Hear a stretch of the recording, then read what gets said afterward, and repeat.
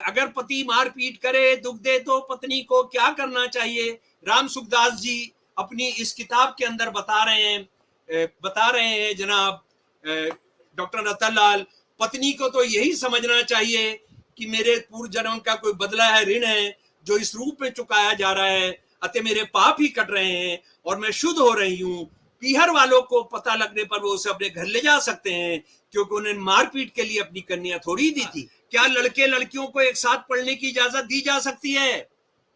गांधी शांति पुरस्कार से सम्मानित गीता प्रेस ने लिखा है, दोनों के शरीर की रचना ही कुछ ऐसी है कि उनमें एक दूसरे को आकर्षित करने की विलक्षण शक्ति मौजूद है। नित्य समीप रहकर संयम रखना असंभव सा है।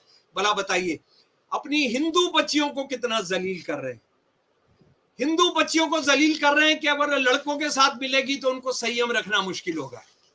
और इसीलिए आरएसएस का जो महिलाओं का संगठन है डॉक्टर रतनलाल, उसका नाम स्वयं सेवक नहीं है, उसका नाम है सेविका। आरएसएस का जो मर्दों का हिंदू संगठन है उसमें है वॉलंटियर्स, स्वयं सेवक, और इनका नाम है राष्ट्रीय सेविका, यानी वो राष्ट्र की सेविका करेंगी। क्या स्त्री को नौकरी करनी चाहिए? स्त्री का हृदय कोमल होता है, अतः वह नौकरी का कष्ट, प्रताड़ना, तिरस्कार आदि नहीं सह सकती।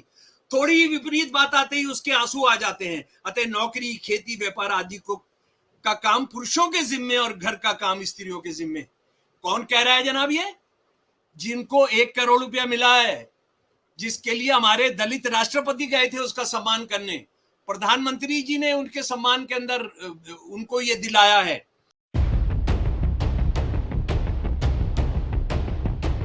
गीता प्रेस को गांधी शांति पुरस्कार के मायने क्या है? पिछले एपिसोड में अक्षय मुकुल साहब से हमने जिक्र किया था उनकी किताब पर।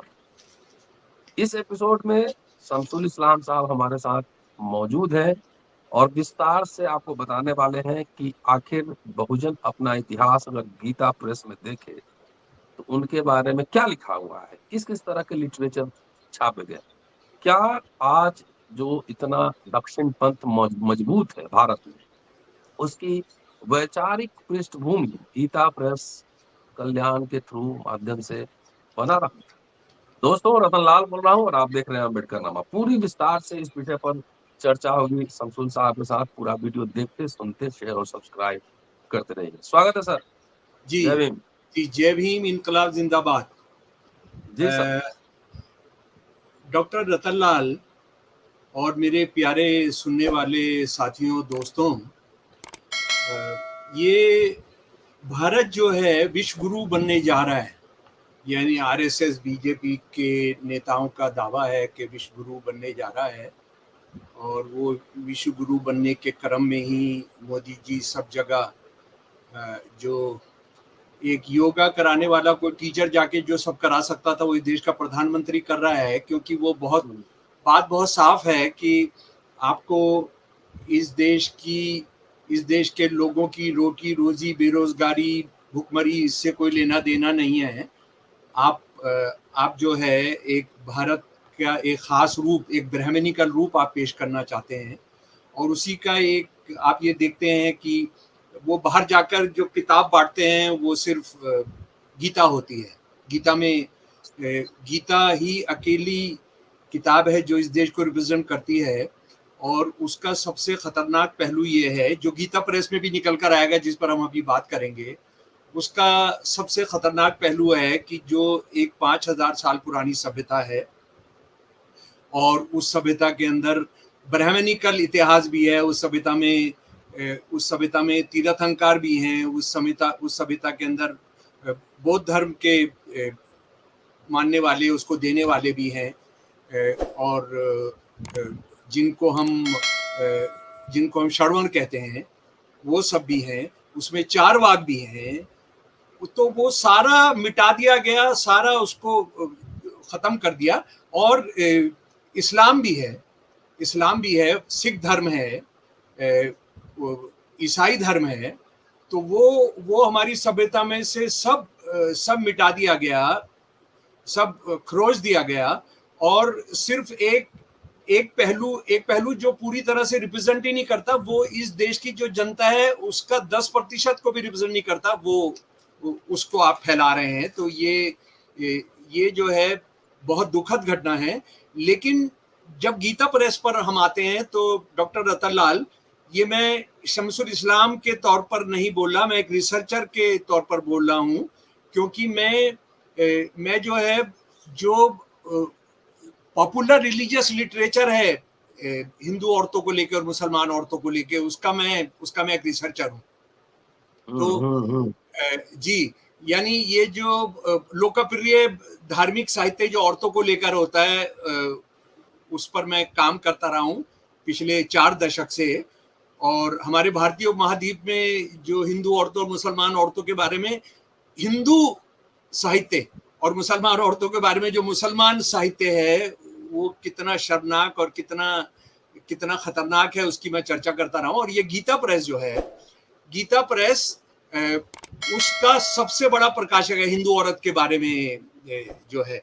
जरा सा हम जान लें कि गीता प्रेस क्या है।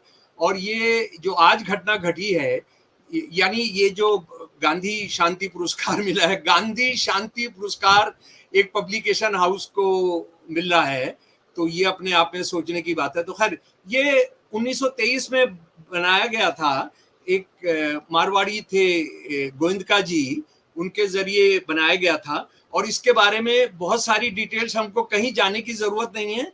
पिछले साल हमारे जो दलित राष्ट्रपति थे, वो 4 जून 2022 को इसकी 100वीं इसकी शताब्दी, इसकी स्थापना की शताब्दी के 100 साल पूरे होने पर ये वहां गए थे। और इन्होंने जो तकरीर की थी, जरा सा उनका जो भाषण था, जरा उसको सुन लीजिए, उससे अंदाजा हो जाएगा कि ये जो ब्राह्मणिकल जो डिस्कोर्स है, जो ब्राह्मणवादी जो सोच है भारतीय समाज के बारे में, वो एक दलित के माध्यम से भी बुलवाई जा रही है। वो क्या है, जरा सुन लीजिए। हमारे देश के राष्ट्रपति ने गीता प्रेस के बारे में ये कहा कि ये हमारे भारत का जो अध्यात्म और सांस्कृतिक हमारी जो पूरी पूंजी है, ये उसको अपनी पब्लिकेशन के जरिए लोगों तक पहुंचाता है। प्रेसिडेंट ने यह भी बताया कि गीता प्रेस के अलावा, भगवत गीता के अलावा गीता प्रेस ने रामायण, पुराण, उपनिषद, भक्त चित्रा एटसेट्रा, और मैं वो बताना भूल गए कि विष्णु पुराण भी उन्होंने छापा है। ये 70 करोड़ बुक अभी तक छाप चुके हैं, और ये दुनिया का सबसे बड़ा हिंदू किताबों को छापने वाला पब्लिकेशन हाउस है। उन्होंने गीता प्रेस की इस बात के लिए प्रशंसा की कि ये जनता को धार्मिक साहित्य, यानी हिंदू धर्म की धार्मिक साहित्य जो है, सस्ते दामों पर उपलब्ध कराता है। उसके बाद वो आगे और गए और उन्होंने इसके बारे में हमको जानकारी दी। उन्होंने ये बताया कि इसका जो कल्याण मैगजीन है, कल्याण एक मैगजीन है, उसका वो हमारे जो आध्यात्मिक हमारी जो समझ है उसको समझाने वाला बेहतरीन मैगजीन है। ये सबसे ज्यादा मशहूर गीता प्रेस की एक प्रकाशनों में से है। और उन्होंने कहा कि 1850 जो गीता प्रेस की अभी प्रकाशन है, उसमें से 760 प्रकाशन संस्कृत में है, हिंदी में है, और बाकी प्रकाशन जो है वो गुजराती, मराठी, तेलुगु, बंगाली, उड़िया, तमिल, कन्नड़, असम, मलयालम, नेपाली, उर्दू, पंजाबी और इंग्लिश में है। इनको ही मैंने जमा करने का काम किया है। राष्ट्रपति जी ने यह भी बताया कि वो सारी दुनिया के अंदर अब इसके केंद्र स्थापित करने जा रहे हैं। तो मैं ये सारी जानकारियां हमारे राष्ट्रपति जी ने दे दी। तो अब मैं जरा जो मैंने गीता प्रेस का साहित्य जमा किया है, और मुकुल जी ने जो बहुत बड़ा काम किया है, अक्षय मुकुल जी ने, वो कि किस तरह से ये 1923 में जयदाल गोयंदका जी एक मारवाड़ी बिजनेसमैन थे, उन्होंने बनाया। उसके बाद इसके अंदर दूसरे लोग आ गए, वो भी हनुमान सिंह पोद्दार, ये भी एक मारवाड़ी थे, और इन लोगों ने किया। और अक्षय मुकुल जी का जो एक खास बात है, आपने उनसे सुना ही होगा, लेकिन मैं जरा सा उसको फिर आपके सामने रखना चाहता हूं कि ये जो गीता प्रेस को चलाने वाले, ये हमारे जो मारवाड़ी विद्वान थे, मारवाड़ी प्रकाशक थे, ये गांधी जी की हत्या के बाद इन पर घेराबंदी हुई थी। जहां तक मेरी जानकारी है इनकी गिरफ्तारी भी हुई थी। उसके बाद मैं आपको एक और बात बताना चाहता हूं कि दिसंबर 22 सन 1949 को जब रामलला प्रकट हुए थे बाबरी मस्जिद के अंदर रात को 11 बजे, तो उसमें भी इन लोगों का हाथ था, ये माना जाता है, ये कहा जाता है कि इसमें ये लोग सीधे तौर पर शामिल थे। तो ये क्या करना चाहते हैं, क्या नहीं करना चाहते हैं, उसको हमको अच्छे तरीके से, इनका कहाँ जुड़ाव है, कहाँ किस नल से ये जुड़े हुए हैं, किस धारा से ये जुड़े हुए हैं, उसको हमको समझने में ज्यादा मुश्किल नहीं होनी चाहिए डॉक्टर रतन लाल। लेकिन ये जो गीता प्रेस को जो दिया गया है, उससे पहले जिन लोगों को दिया गया है जरा उनके नाम भी जान लीजिए। ये कोई 20 के करीब नाम है, लेकिन मैं उनमें मुख्य नाम बता रहा हूँ। जुलू के नेरेरे, ये तंजानिया के प्रेसिडेंट थे, और इन्होंने जो वहां नस्लवाद थी अफ्रीका के अंदर, उसके अंदर जबरदस्त लड़ाई लड़ी थी और हथियारबंद संघर्ष भी किया था, और उसके नतीजे में अफ्रीका के बहुत सारे देश आजाद हुए थे। उसके बाद बाबा अमते को ये दिया गया। उसके बाद ये मुजीबुर रहमान साहब को दिया गया, जो जिनको शहीद किया गया बांग्लादेश के अंदर, और उन्होंने पाकिस्तानी गुलामी से देश को आजाद कराया था। और आपको ये जानकर ताज्जुब होगा कि इसरो, भारतीय अंतरिक्ष अनुसंधान संस्था, को भी ये अवार्ड मिल चुका है। और जरा सा देखिए कि वहां से गिरते गिरते गिरते ये कहाँ आया है, गीता प्रेस के पास आया है। तो ये जरा बैकग्राउंड को करने के बाद मैं जो आपसे अर्ज कर रहा हूं कि मैं लौट रहा हूं गीता प्रेस की किताबों पर। ये जो मैंने की है, कम से कम 30 किताबें हैं उनकी मेरे प्यारे दोस्तों, ये गीता प्रेस की, ये सारे, और स्त्री पर बहुत ज्यादा है, ये स्त्री पर जी, ये गृहस्थ में कैसे रहे, ये सारी किताबें। अब हम जरा सा इनका जायजा लेंगे, इनको जानेंगे कि ये क्या कहती हैं। अच्छा, मजे की बात यह है कि हमारे राष्ट्रपति, हमारे प्रधानमंत्री जी भी जो इसको बधाई दी है, उन्होंने यही कहा है कि दुनिया का सबसे बड़ा धार्मिक साहित्य छापने वाला, हिंदू शब्द वो बीच बीच में से गायब कर देते हैं, लेकिन हिंदू साहित्य, और वो भी जो एक सनातन धर्मी साहित्य, यानी आर्य समाज का साहित्य भी नहीं छापते हैं। हिंदू धर्म, ये जो बहुत नफरत करते हैं विवेकानंद से जुड़े हुए जो संस्थान है, उनसे बहुत नफरत करते हैं। तो इसको, ये किस तरह का, जो मैं आपसे पहले शुरू में बता रहा था कि हम सारी दुनिया के विश्व गुरु बनना चाहते हैं, लेकिन गीता प्रेस को देकर, माफ करें, वो इस देश को अंधकार और जिस पाताल गहराई में लेकर जा रहे हैं उससे, और वो किस तरह से हिंदू समाज को डेनिग्रेट करता है, वो हिंदू औरतों को डेनिग्रेट करता है, वो बहुजनों को डेनिग्रेट करता है। और मैं बहुजनों को जो जलील और वो करने का है, उसका सिर्फ एक उदाहरण दूंगा। उसमें मैं डिटेल्स में नहीं जाऊंगा, लेकिन मैं मुख्य सवाल मेरे प्यारे दोस्तों लेना चाहता हूं कि आम हिंदू औरत के बारे में, जो बहुजन नहीं है, उसके बारे में ये साहित्य, गीता प्रेस का साहित्य क्या कहता है। और मुझे लगता है इस देश का चाहे राष्ट्रपति हो, प्रधानमंत्री हो, जिन्होंने ये तय किया है, जो इसकी 100 साल तकरीब उसमें जाते हैं आयोजन में, और जो इनको दिया गया है, हालांकि वो भी प्रधानमंत्री जी की अध्यक्षता में दिया गया, और उसमें एक बहुत बहस उठ रही है कि कांग्रेस का जो विपक्ष का लीडर था उसको बुलाया नहीं गया, तो उस बहस में भी हम नहीं जा रहे। लेकिन मैं इस देश के सामने, आप लोगों के सामने वो सच रखना चाहता हूं गीता प्रेस की किताबें पढ़कर, और फिर आप तय कीजिएगा, आप इस बात को जानिएगा कि ये आरएसएस और जो बीजेपी का गिरोह है, ये भारत की जिसकी वो सभ्यता को महान बनाता है, उसकी क्या सोच है और वो कहां ये लेकर जा रहा है। ये आप बताइए कि इस तरह की किताबें छापने वाली एक संस्थान को गांधी शांति पुरस्कार दिया गया है, और उन्होंने ये एहसान कर दिया है कि 1 करोड़ रुपया नहीं लेंगे, 1 करोड़ रुपया वो नहीं लेंगे, और उसको उन्होंने शायद एक अपने आप को फिर एक शहीद होने की अंदाज में अपने पेश किया है। और उसके बाद आ जाइए, ये जो किताबें मेरे सामने पड़ी हैं, गीता प्रेस की कुछ किताबें हैं जो हमको जरूर पढ़ना चाहिए, और इनको लेने के लिए आपको कहीं नहीं जाना पड़ेगा।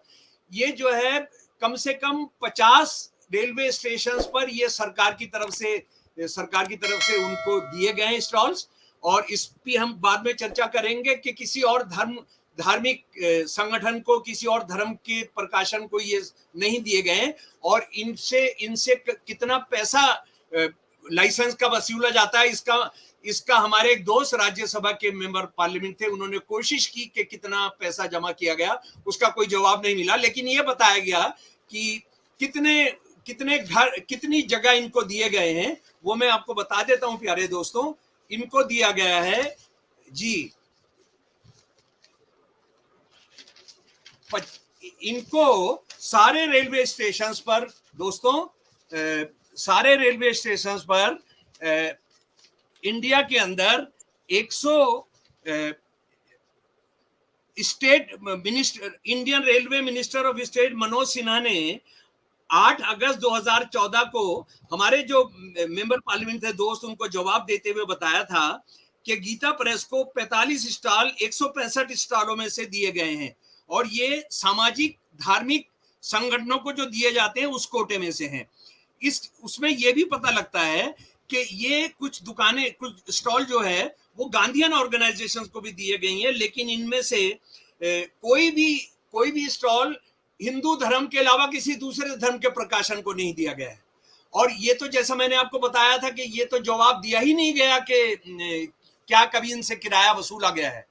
और इसको भी आपको जानकर ताज्जुब नहीं होना चाहिए, जो शुरू किया गया था कमलापति त्रिपाठी जी ने शुरू किया था, कमलापति यानी एक कांग्रेसी रेलवे मिनिस्टर ने इसको शुरू किया था। तो जरा सा लौट आते हैं हम इन किताबों के अंदर जो लिखा है, और मैंने आपको बताया कि ये नारी शिक्षा के 28 संस्करण निकल चुके हैं, गृहस्थ में कैसे रहें 11 संस्करण निकल चुके हैं, स्त्रियों के लिए कर्तव्य शिक्षा 32 संस्करण निकल चुके हैं, दाम्पत्य जीवन का आदर्श 7 संस्करण निकल चुके हैं, और 800 पृष्ठों में कल्याण नारी अंग काबिले गौर है।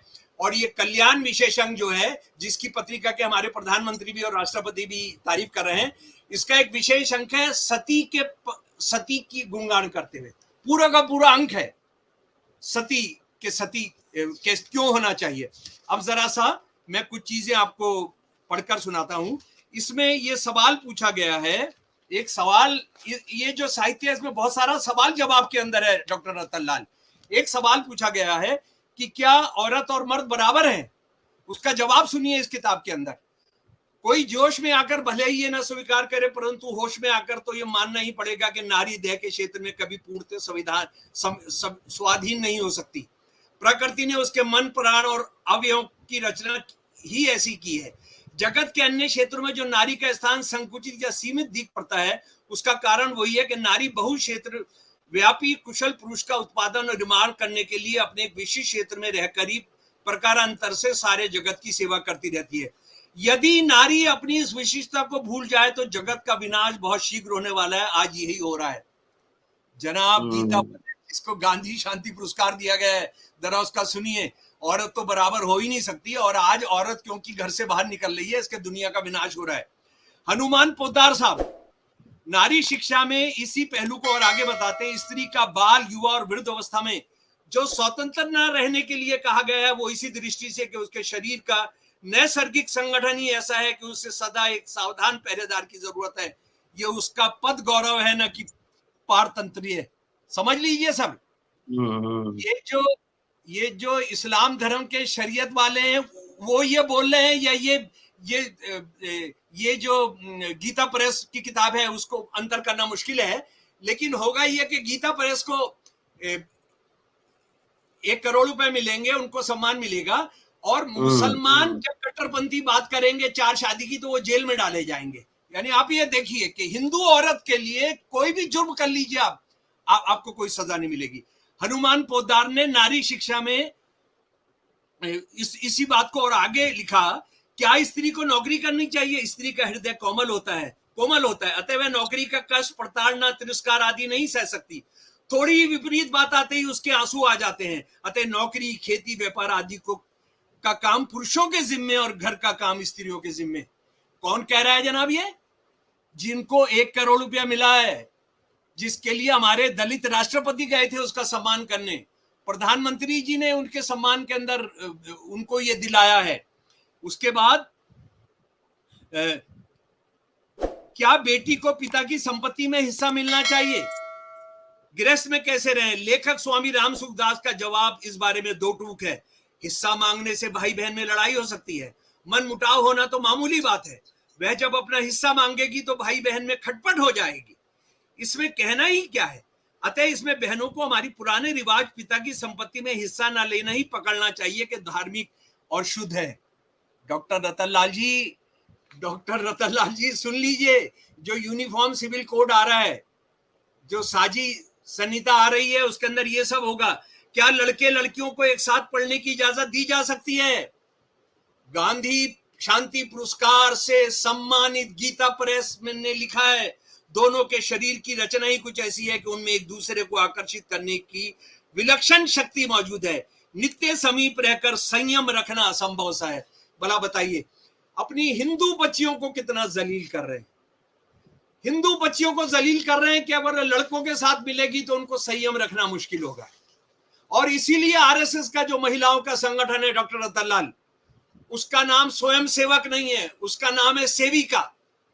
आरएसएस का जो मर्दों का हिंदू संगठन है उसमें है वॉलंटियर्स, स्वयं सेवक, और इनका नाम है राष्ट्रीय सेविका, यानी वो राष्ट्र की सेविका करेंगी। अच्छा, उसके बाद दहेज की समस्या का भी इनके पास बहुत बढ़िया समाधान है गीता प्रेस की किताबों में। डॉक्टर रतनलाल, मैं माफी चाहता हूं, आपको जो सब बता रहा हूं, आपको रात की नींद खराब हो सकती है, लेकिन हमने अपने देश को बताना है क्या है। दहेज की समस्या का समाधान भी बहुत रोचक तरीके से किया गया है। सवाल पूछा जाता है, क्या दहेज लेना पाप है? उत्तर है, शास्त्रों में केवल दहेज देने का विधान है, लेने का नहीं है। यानी देना धार्मिक है और लेने वाले पर तो कोई सवाल ही नहीं है। अभी बात पूरी नहीं हुई है। अगर पति मारपीट करे, दुख दे तो पत्नी को क्या करना चाहिए? राम सुखदास जी अपनी इस किताब के अंदर बता रहे हैं जनाब डॉक्टर रतनलाल, पत्नी को तो यही समझना चाहिए कि मेरे पूर्व जन्म का कोई बदला है, ऋण है, जो इस रूप में चुकाया जा रहा है, अतः मेरे पाप ही कट रहे हैं और मैं शुद्ध हो रही हूँ। पीहर वालों को पता लगने पर वो उसे अपने घर ले जा सकते हैं, क्योंकि उन्हें मारपीट के लिए अपनी कन्या थोड़ी दी थी। उसके बाद जनाब, अगर हालत बहुत खराब हो जाए तो क्या स्त्री पुनर्विवाह कर सकती है? यानी मान लीजिए वो अलग होकर रह रही है, लेकिन उसको खाने पीने को नहीं मिल रहा है, कुछ भी नहीं है, भीख मांगनी पड़ रही है, लोग उसकी तरफ बुरी निगाह से देख रहे हैं, तो क्या वो पुनर्विवाह कर सकती है? माता पिता ने कन्या दान कर दिया तो उसकी कन्या संज्ञा ही नहीं रही, अतः उसका पुनः दान कैसे हो सकता है? अब उसका विवाह करना तो पशु धर्म है। आप समझ लीजिए, यानी पुनर्विवाह के खिलाफ आज भारत के संविधान जो अधिकार देते हैं उसके खिलाफ ये बात कर रहे हैं। अगर पहली स्त्री से, और मर्दों के लिए, अगर पहली स्त्री से संतान ना हो तो पितृ ऋण से मुक्त होने के लिए, केवल संतान उत्पत्ति के लिए पुरुष शास्त्र के अनुसार दूसरा विवाह कर सकता है, और स्त्री को भी चाहिए कि पितृ ऋण से मुक्त होने के लिए पुनर्विवाह की आज्ञा दे दे। पर स्त्री पर पितृ ऋण आदि कोई ऋण नहीं है। शारीरिक दृष्टि से देखा जाए तो स्त्री में काम शक्ति को रोकने की ताकत है, एक मनोबल है, अतः स्त्री जाति को चाहिए कि पुनर्विवाह ना करे। भारत के संविधान को लात मार रहे हैं। ये बाबा साहब ने जो कुछ सुधार लाने की कोशिश की उसको ये लात मार रहे हैं।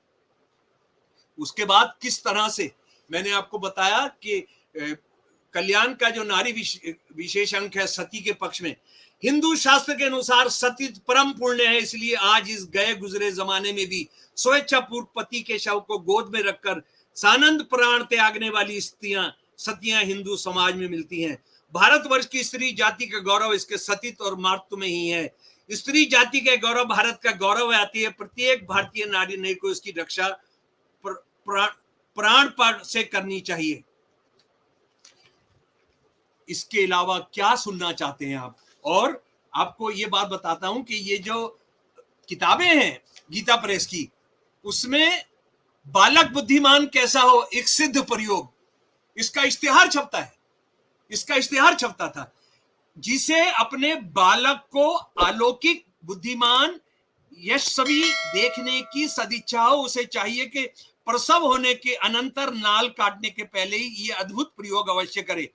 इसकी क्रिया की सिद्धि के लिए स्वर्ण, चांदी आदि किसी धातु के छोटे से पात्र में घृणित 2 माशा क्या क्या वो करके वो पिए।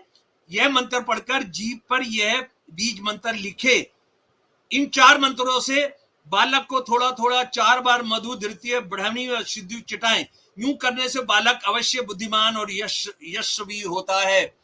ये जो किताबें हैं इसके अंदर बच्ची कैसे बुद्धिमान होगी उसकी कोई तरीका नहीं बता, उसकी कोई सिद्धि नहीं बता रहे, उसका कोई श्लोक नहीं बता रहे। ये सिर्फ बच्चा कैसा बुद्धिमान हो और वो माँ को क्या क्या करना है उसको ये आप सब बता रहे हैं। तो मेरे प्यारे दोस्तों, मेरे प्यारे सुनने वालों, गीता प्रेस हिंदू औरत के खिलाफ साहित्य छापने का दुनिया का सबसे बड़ा पब्लिकेशन हाउस है। ये गांधी से जो इनका झगड़ा हुआ, गांधी से नफरत करने लगे हनुमान पोद्दार वगैरह, क्योंकि गांधी जी कुछ ऊपरी तौर पर ही भोजन करना चाहते थे शूद्रों के साथ, बहुजनों के साथ। उनको कुछ मंदिरों में लेकर जाना चाहते थे। और उसके बारे में अक्षय मुकल जी ने वो सारे खत, वो सारे लेख प्रस्तुत किए हैं जो पोद्दार ने गांधी जी के खिलाफ लिखे। और ये कहा कि ये गांधी जो है ये अंग्रेज आ गया है हमारे देश के अंदर, ये साधु नहीं है, अंग्रेज है। और साफ लिखा कि ये हिंदू धर्म का तंबू गिरा रहा है। यानी हिंदू धर्म का तंबू जब रहेगा, जब औरत को पीटा जाएगा, उसको सती कराया जाएगा, उसको संपत्ति में हिस्सा नहीं दिया जाएगा, उसको काम सब चीज से बाहर रखा जाएगा, तो ये हिंदू धर्म है। इसके लिए डॉक्टर रतनलाल, इसके लिए उनको शांति पुरस्कार, जिन संगठनों को इस देश के अंदर आजादी के बाद बंद करा देना चाहिए था, करा देना चाहिए था, वो यहां पर मौजूद हैं। और आखिरी बात, अगर मेरे प्यारे दोस्तों, अगर इनको नहीं समझोगे, आज हिंदू धर्म और देश की महानता के बारे में जिनको आगे बढ़ाया जा रहा है, वो इस देश के वो इंसान विरोधी हैं। अच्छा, मैं आपको एक और मजे की बात बताता हूं कि जब आप इसकी बात कर रहे हैं, मनुस्मृति की बात कर रहे हैं, आप इसकी शास्त्र की बात कर रहे हैं, अपना जो अर्थशास्त्र है इसकी बात कर रहे हैं, तो आप ये इस बात को नहीं बताया जा रहा है कि जो जैन धर्म और बौद्ध धर्म थे, उन्होंने विधवा औरत को भी संपत्ति का अधिकार दिया था। लिखा है कि विधवा औरत को भी संपत्ति का अधिकार दिया जाएगा। इस गीता प्रेस के साहित्य में लिखा गया, अगर आपके साथ बलात्कार हो जाए, और जाहिर है वो बात कर रहे हिंदू स्त्री की, तो क्या करे? चुप रहे, किसी को बताए नहीं। यही तो जो सारे बाबा हिंदू आरएसएस और बीजेपी से जुड़े सारे बाबा जो बलात्कार कर रहे हैं, उन्होंने यही माना था कि इस देश की हिंदू बच्चियां जब वो बलात्कार करेंगे तो उसको चुप रहेंगी। वो बच्चियां नहीं रही, उन्होंने शिकायत कराई, उन्होंने एफआईआर कराई। ये जिस साहित्य को लेकर, अच्छा एक मजे की बात यह है, ये हिंदी में 10 रुपए की है, अंग्रेजी में 5 रुपए की है, और एनआरआई इसको हजारों की तादाद में खरीद कर ले जाते हैं।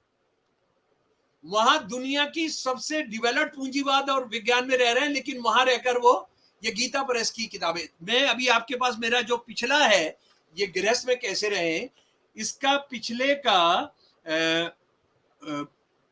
25,000 छपी हैं किताबें। ये 5 साल पहले तक इकायद है, सैकड़ा, हजार, लाख, 18 लाख छप चुकी हैं। 18 लाख छप चुकी थी जी।